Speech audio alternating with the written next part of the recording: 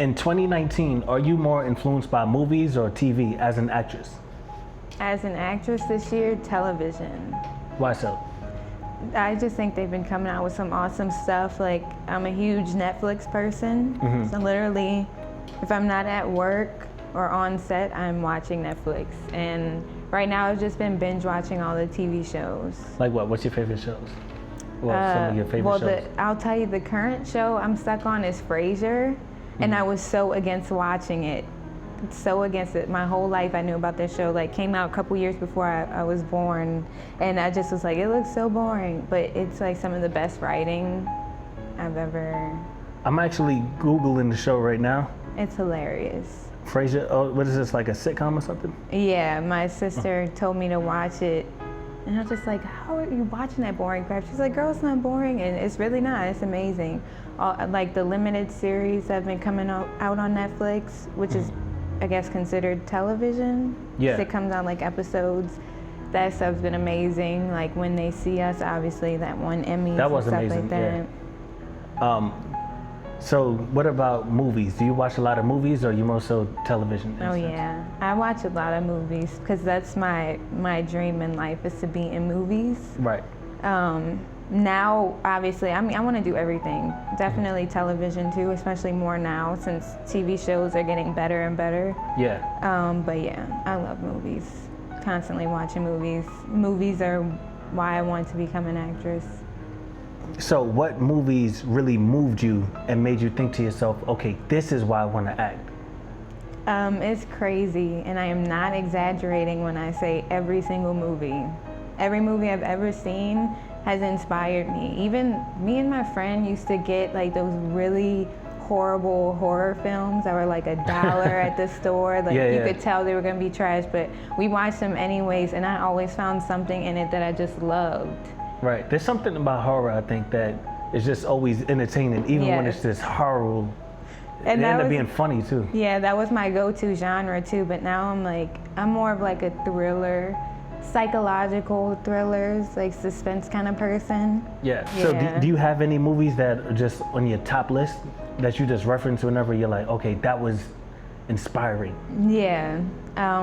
So I have a degree in philosophy, so I really like philosophical movies too. Oh, I don't know if you've ever seen Mr. Nobody on Netflix. No. It's really good. So it's about this guy. He's like 117 and he's the last mortal on Earth, and like they're interviewing him and they're like, so what decisions, he's thinking about the decisions in his life and how it got him here. Right. And every major decision in his life, like when his parents divorced, like he had to decide, should he go with his mom, should he go with his dad? It basically shows you like what happens if he chose either one. So you have no idea what path he actually went on. Because it's like every possible decision he could have made in his life, shows you, they like play it out for you. And it's crazy. It goes back in time, like it will go back to the future. It's amazing. Do you watch, are you into HBO? Yeah. I've been trying to tell a lot of people about the show called The Leftovers, but it seems like a lot of people are not privy to that show for whatever reason. I think it's one of the best shows on TV ever. Really? You ever heard of it? I don't think so. That's crazy. I just started doing the HBO thing, so I'm a Game of Thrones fan, so. Yeah. Got, I've been watching that for years, but it just made me really start watching more stuff on HBO. Yeah. But I don't think I've gotten that deep to get to that yet. That sounds really good though. Yeah, so The Leftovers is basically about 2% of the world going missing one day, right? But it's not in like this weird sci-fi kind of way. It's more so in a dramatic way, in a very realistic, human kind of way, Because usually you hear concepts like that, then they start playing with. They just go too far with like the sci-fi and stuff like that. No knock against sci-fi or anything, but I just like dark dramas.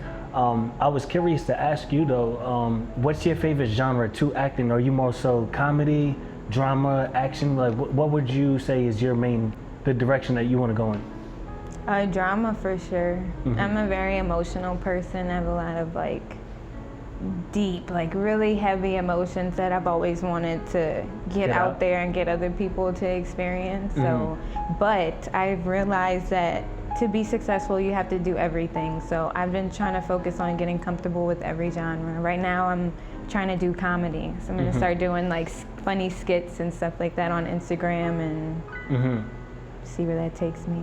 Absolutely.